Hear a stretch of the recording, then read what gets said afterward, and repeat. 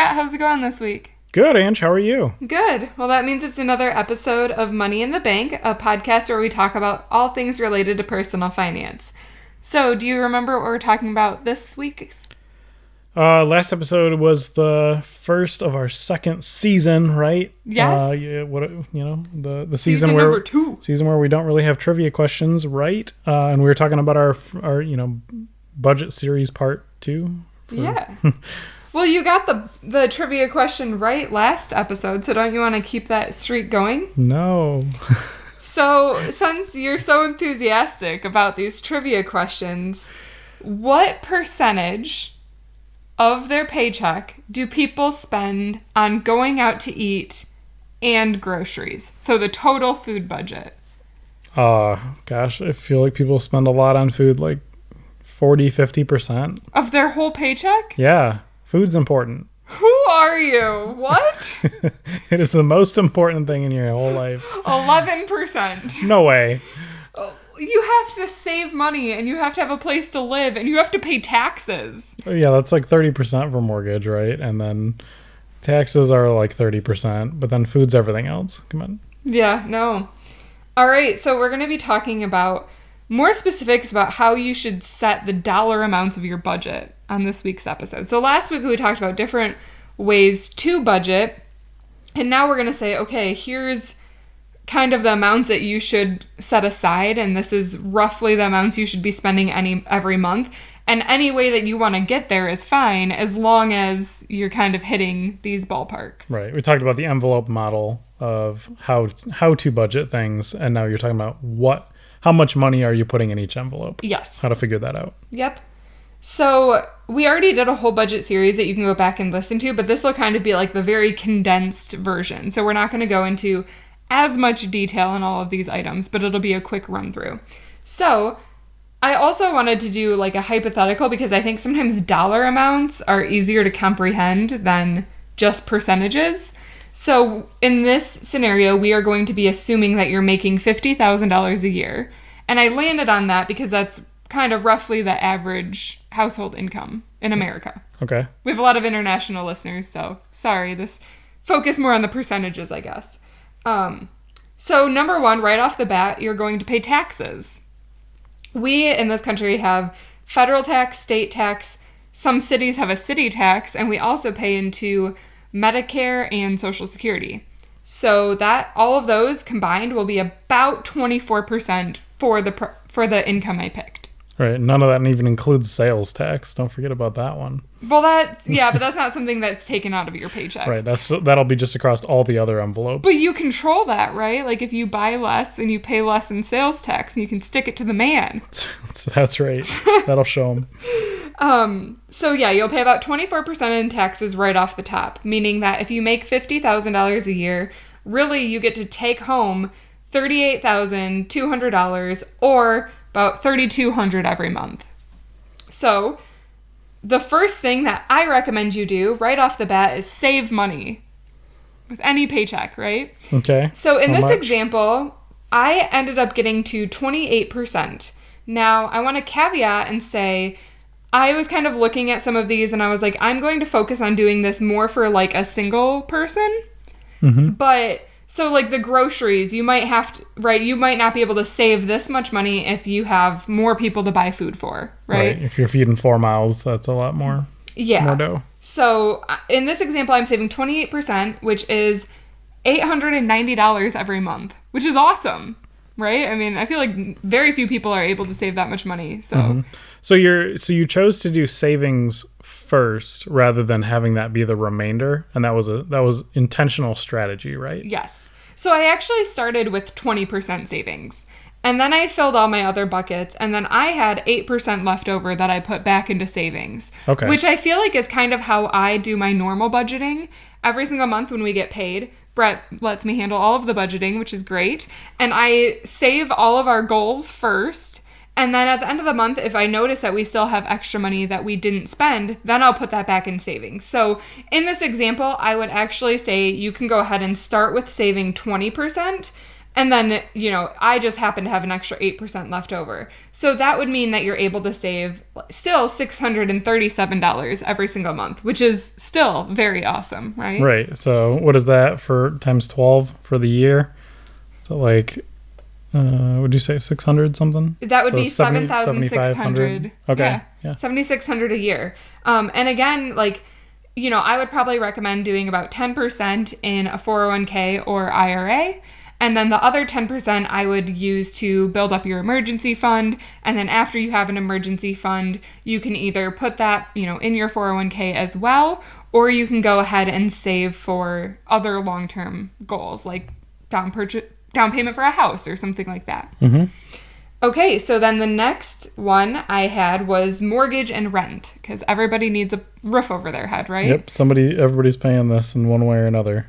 So the recommendation here is to not spend more than 1/3 of your take-home pay on mortgage or rent. So I played it a little safe and picked 30%, and that got us to being able to spend $955 a month on rent. Yep, and that rule is especially true when you're at the $50,000 a year mark, right? That we're estimating this for. Yes. Obviously, when you start making more and more money, that doesn't just necessarily mean that your house should be more and more expensive. Right, which we've talked about several times with not inflating your lifestyle, right? Because then you're just able to save more and more every month. But what I think is important to highlight about this $955 amount is, in my opinion, it is very reasonable to get a job paying $50,000 living in the Midwest like we do, which many tout as a low cost of living area. So even if you have a family, let's say you have a kid or two, you can still find a very nice place to live and your mortgage would be $955.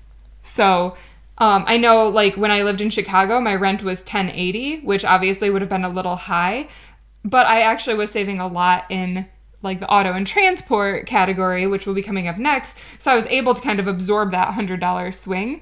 But I think it's also important to note that if you're in a bigger city and you're making $50,000, it doesn't go as far as it would somewhere else. So maybe you have to, have dual income, or you have to live with somebody if you're still young and single. So that's just, and I think, another important thing I want to note is if you are in the service industry and you're living in an expensive city and you're making minimum wage and you're I can't get ahead, you're probably not wrong. And at some point you should consider moving. I've seen more and more trends talking about how people are leaving San Francisco, people working in the service industry, because they cannot afford it anymore. And that is actually the right decision. Nobody can afford to live in San Francisco even if they're making $15 an hour, which is the new minimum wage out there. It's just such an expensive city. Right. I mean, there's no safeguards in place that say that has to be true, right?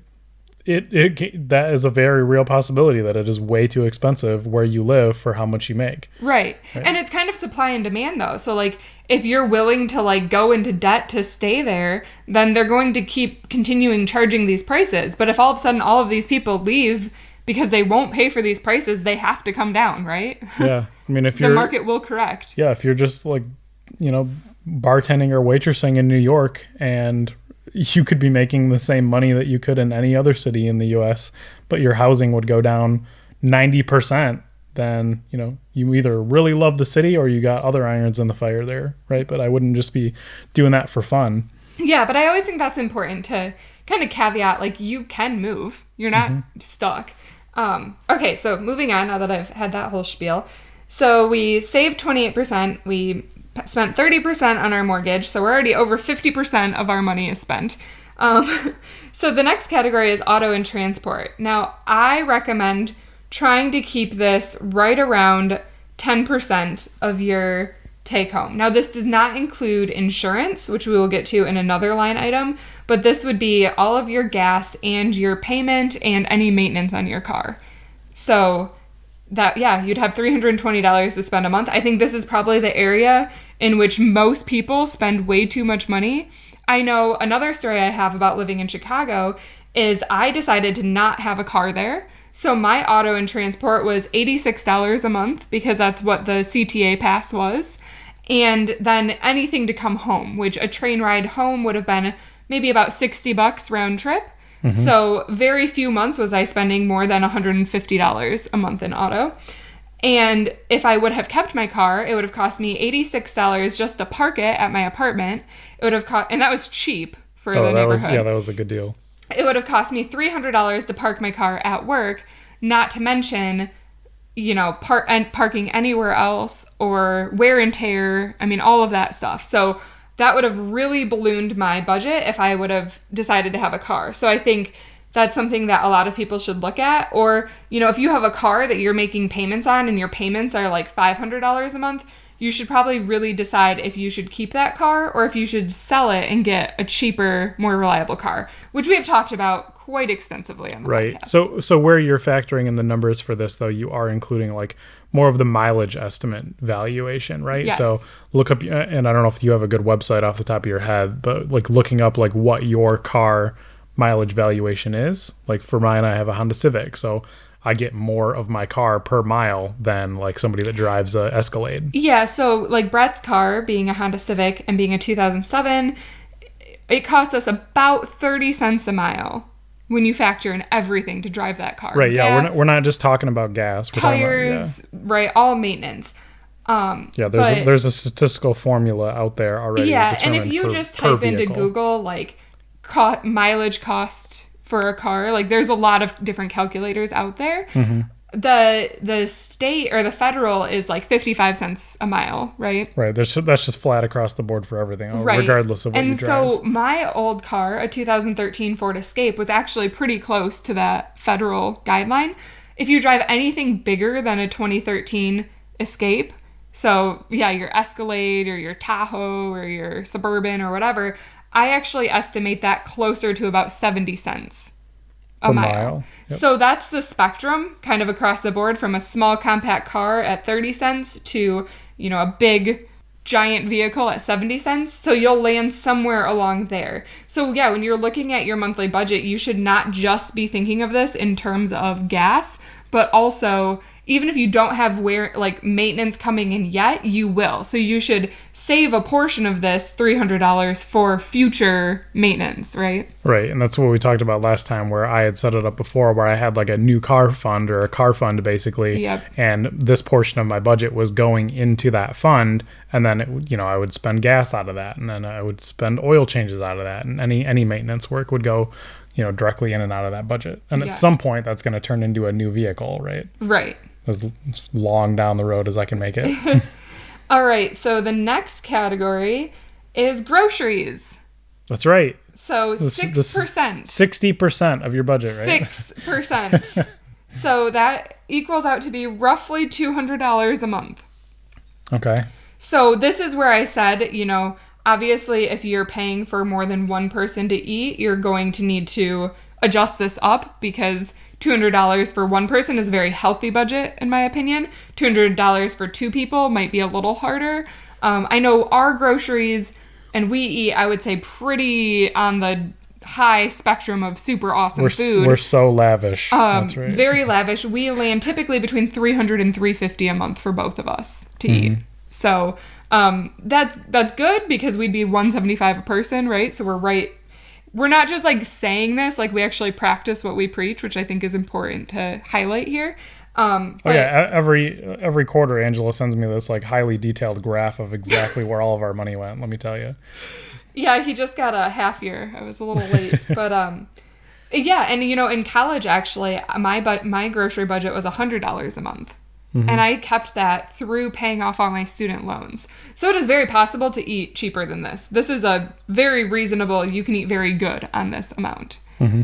Which I just think it's important to note, because I've actually noticed that groceries, maybe because people listen to you, groceries are an area where food in general, where people really inflate their budget without realizing it. Well, yeah, and especially now if you're just listening to the trendy stuff, if you're just like going to the grocery store and buying organic everything, that stuff is just a fortune. Like, we eat really well, and we don't buy anything in the store that is like labeled organic. Well, unless we've like looked it up in advance and like we actually trust where it's coming from. We also don't go to the store that often. Yeah, we get most of our food from the farmer's market, and the big thing that's helped me with is not doing impulse buys and not buying prepackaged food. Because even if you're buying organic everything, you're probably still coming out ahead if you're like buying the fruit and vegetables themselves versus like I want to eat very awesome diet and I'm going to buy like the pre-made food, right? That's the most expensive way. Yeah. Yep. So, okay, the next category is going out to eat. So this one, and I pulled this actually off of the like national average because I was curious, 5%. So people actually almost basically do equal amounts going out to eat and groceries, which is very much not how we do things. I would have actually thought it was higher. I feel like people tend to eat out more or eat fast food more than they would ever cook. Like I know people that don't cook ever, like 0% of the time. Yeah, I think, so they did actually have an aggregate number and then they tried to break it out. So it might not be a perfect split. Mm-hmm. But so that clocks in at $160 a month, which means we're at $350 a month for all things food related. And I would say, we probably spend close to $350 a month for both of us to eat groceries. But we really only go out to eat maybe once or twice a month.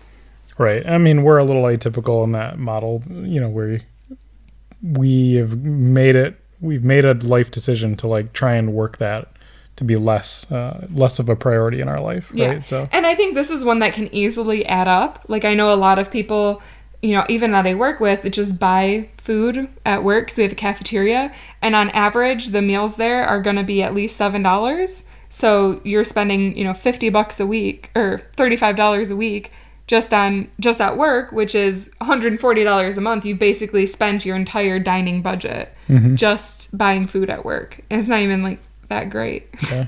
And when we go out to eat, we spend more than most people would at an average restaurant to go out to dinner, right? Because we just go to like a nice place when we're going to go out to eat because we see it as a treat. Well, and I mean, I think we might have mentioned this before, but I also have celiac disease. So a lot of times when we go out to eat, we will only go to places that can cater directly to that. And it's usually like the nicer places that will wipe everything down in the kitchen for me versus going to like a chain restaurant. So we've designed that very intentionally. But, that's why I would say these numbers are very reasonable, because if we can eat my specialty diet for this price, then I would think most people could eat well for this price. Mm-hmm. So, all right, moving on. So bills and utilities. Now this is going to cover phone, internet, cable, gas, water, and electricity, clocking in right around 6% at $190 a month. Now, I know some people that spend $190 a month just on their phone bill. So here's some things that we've done here. Phones, if you're paying that much money, just switch right now to Project Fi. For 2 lines, it'll run you right about $50, right? Yeah, we just switched my parents over, and it was right around with everything, including some data. Even if you don't use data, you don't pay for it. It'd be like $50. Yeah. So right around $50 for 2 phones. Internet, we've gotten down to $19.99 with Comcast just by arguing with the devil. So you can do that too. But before that, I think our normal rate was like $39.99, so $40. Well, that's what it was before we had a deal, and then it jumped up to $60, and then we renegotiated it. So the baseline that they want you to pay is at least $60. So between phone and internet, we're at about $100, so we have $90 left in this budget. And coincidentally enough, that's about how much we spend on gas, water, and electricity. So you'll notice that I left out cable because I don't think you need it. Nope. Yeah, so. I mean, that's, if you guys are still paying for cable, I mean, most people we know that are our age now have dropped that. Everybody's switched over to streaming services completely. And, unless they like really need some kind of like sports package or something, there's like very situational. But even that's become a lot easier with like, if you live in a bigger city with like YouTube TV and stuff, they've like, and Sling, they've really covered a lot of those channels now. Yeah. So a lot of this is being aware. And Brett mentioned not on a couple episodes ago, but I recently have gotten very into getting our electricity bill lower. And I'm very proud of the work I've done on that, because ours now is actually, for our sized house, we are 1/3 of what the normal person spends on their electricity. And that is regionally based or average, like nationally? Average nationally. Okay. Yeah. But still, like, that's pretty good, I'd say. And, you know, that's something I've, like, very much focused on. And I will say that, like, your electricity usage is controlled by you. Like, don't leave things plugged in when they're done charging. And, you know, figure out how to live comfortably without running the air all of the time. Maybe that means opening the windows at night and turning on fans. But it makes a big difference. Like, we started, from last summer to this summer even, we're saving $100 a month on our electricity bill, which is huge. Yeah. I mean, just from turning some stuff off we weren't using anyway. Right. Or unplugging other stuff. Yeah. Okay. So the next category we have here is insurance. So 10% of your monthly funds can go to insurance. So that's about $318. Now, this is the one where I'm sure we might get some backlash or people will be confused because I'm including auto, life, and health. So auto insurance for a single car, what is ours now? Maybe $60 a month? Not even quite that high, 50? Yeah, maybe now. Yeah, but we switched down to like not full coverage on our vehicle at this point. Correct. Because of the age. But when we had 2 cars with full coverage, we were paying just over $100 a month for both our cars. Yeah, both it's like drivers. $1,000 a year. Mm-hmm. So now we're down to like $600 because we, you know, got rid of a car.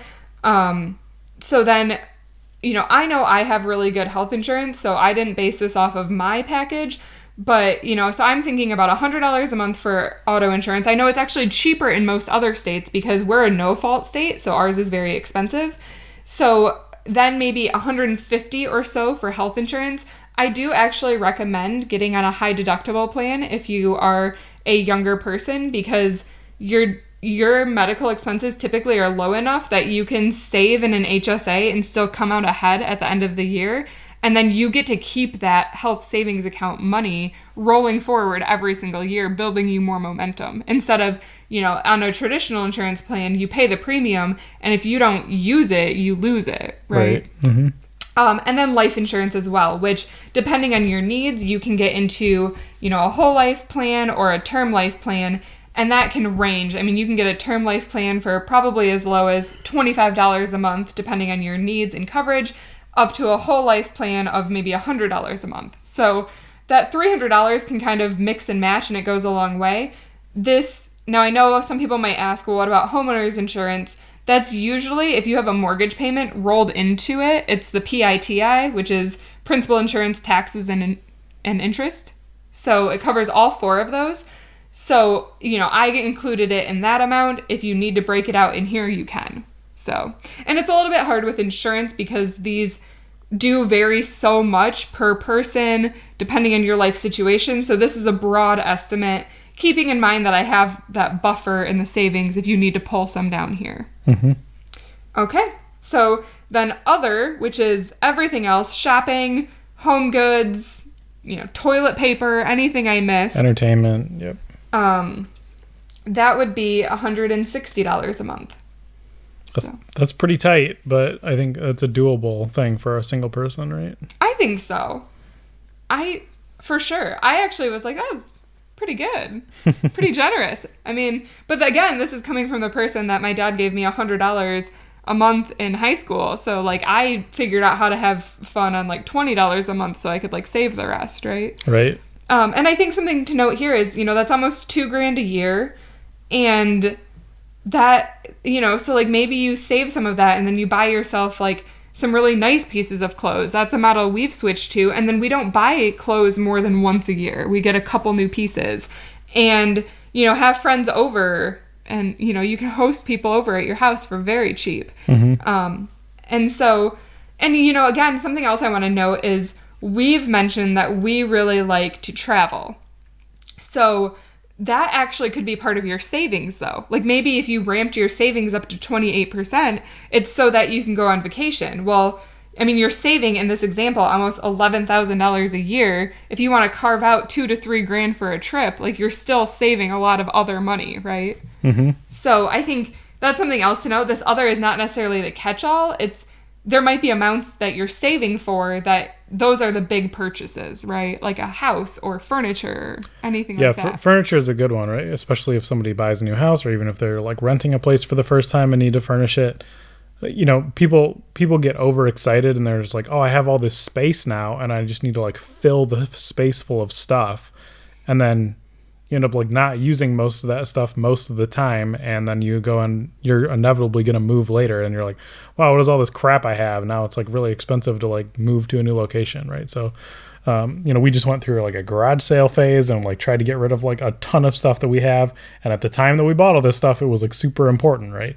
Like, it's like, oh, this is a great thing to own. And then we're just like, nope, nobody even wants this anymore. Yeah. We can't even give this stuff away for free anymore. Well, and I think it's kind of important to note too that like you can get a lot of really good stuff secondhand if you go to the garage sales yourself. Like stuff that we were getting rid of was nice. There was nothing wrong with it. We just didn't have a need for it anymore. And we were literally basically willing to give it away. Like I remember at the end of our sale, this lady came up and she picked out like a bunch of clothes of mine. And she was like, oh, how about, $5 for all of it? And it was supposed to be like $10, right? And she thought I was going to like negotiate with her. And I was like, that's fine. And she was like, wow. And she thought she got like such a great deal. Meanwhile, I was like, sweet. I was literally like closing my garage and otherwise all of this stuff was going to Goodwill. So, I think you can find a lot of great stuff secondhand and we're not afraid of that anymore. Like your office chair we got secondhand and yeah, I mean, it's good quality. Just somebody else got a new one. So, yeah. So I did want to bring up some fun facts really quick before we wrap up this podcast. So in this example, you were able to save $890 a month. So in 10 years, that would be $154,000, which is awesome, right? That's like a house. Mm-hmm. In 20 years, that would be $464,000. In 30 years, that would be $1.1 million. And in 40 years, that would be $2.3 million. So in case we haven't hammered home the concept of compound interest, I just walked you through going from like, $10,000 a year to $2.3 million by the time you retire. Right. I mean, starting from this math, starting from zero, right? This is if you have no money in your account and start tomorrow, right? Right. Mm-hmm. So, that's awesome. But the other thing I wanted to note, because I think a lot of people listening are going to be very overwhelmed by that $800 number, and I don't want you to be, because I sliced this budget up one way based off what numbers seemed reasonable to us and kind of how we live our life. But I know that different people have different priorities. You might have to shift some of that down. And maybe you don't have a savings right now. Maybe your savings is zero and these other categories are inflated and you're trying to figure out how to cut back in any direction, which I don't want you to be discouraged. I think any baby steps you can make are great. So I wanted to motivate people, I guess, and maybe challenge people to start saving $30 a week. Because I think throughout the course of the week, you have a plethora of decision making in which most people can save $30. So maybe you pack your lunch for 3 days instead of buying it out. Maybe you skip date night out and you decide to just make dinner in together. Or, maybe you call Comcast and get your bill lowered a little bit. Or maybe you run around like a crazy person and unplug all of your electronics, right? I think there's a lot of different ways to save $30, so however you want to do it. But if you can start saving $30 a week and you put it in an interest-bearing account, in 10 years, you'll have $23,000, which is nothing to sneeze at, right? For $30 a week. Yep. So the reason this example actually came up is I was talking to somebody who recently had a kid and said, I'm never going to be able to save for college, but I really want to be able to help my kid. So with that, you have about 18 years to save, right? If they could cut back $30 a week, in 18 years, they'll have $68,000. That would pay for a very good chunk of college. Mm-hmm. So, and I think if people think of it that way, if you think, okay, if I pack my lunch for 3 days this week, I can help my kid with college, that's a huge motivator, right? Right. That's crazy, right? So, that's huge. And then just to get the other two data points out here, 30 years, you'd have $160,000. And 40 years, you'd have $343,000, which is why I tell anybody, I don't care where you're working, what you're doing, if your company offers you a 401k, even if you can only save $60 a paycheck or $30 a week, it is worth it because basically if you're young and you're in your 20s and you get a job and you're saving $30 a week, at retirement, you'll be $340,000 further ahead, which is huge. I mean, that's an enormous amount of money. Plus the company match, right? Plus the company match. So probably double that, right? Mm-hmm. So then all of a sudden you have $700,000 and congratulations, like you get to retire because your 20-year-old self was willing to give up $30 a week. Yep. Like, that's awesome. I don't know. This is the stuff about compound interest that fascinated me at a young age, which I'm like still forever thankful for. Right. Yeah. Being selfish with your money is only hurting yourself in the future, I guess, right? Yeah. That's the moral of that story. Exactly.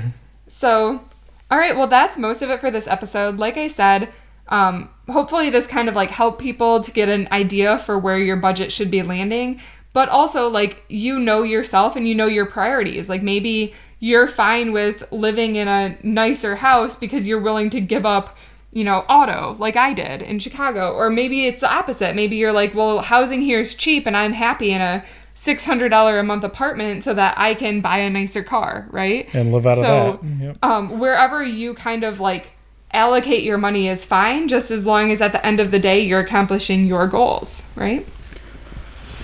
All right. Well, thanks, guys. Thanks. Hey guys, thanks for tuning in to this week's episode of Money in the Bank. Make sure to subscribe to us on the iTunes or Stitcher app so that you get weekly alerts every time we post a podcast. Or if you want, you can visit my website, moneyinthebankpodcast.com. And if you want to reach out with any questions or further comments, please email me at Angie@moneyinthebankpodcast.com. I look forward to hearing from you. Money in the bank.